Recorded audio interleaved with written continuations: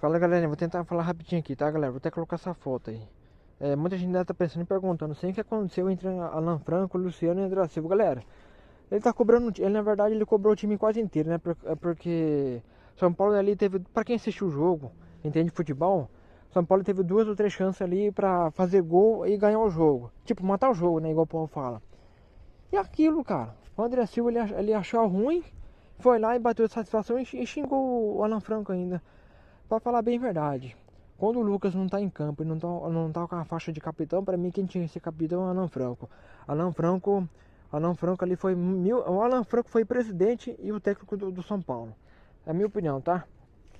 Aí, igual o Cicinho fala, o jogador quando é reserva, filho, não tem que achar ruim. Ah, na verdade, jogador que acha ruim tá sendo cobrado, filho, pega suas malas e vai embora. Jogador que acha ruim de ser cobrado, pega as malas e vai embora. Então o Alan Franco tava cobrando, galera, beleza? Mas é, galera, valeu.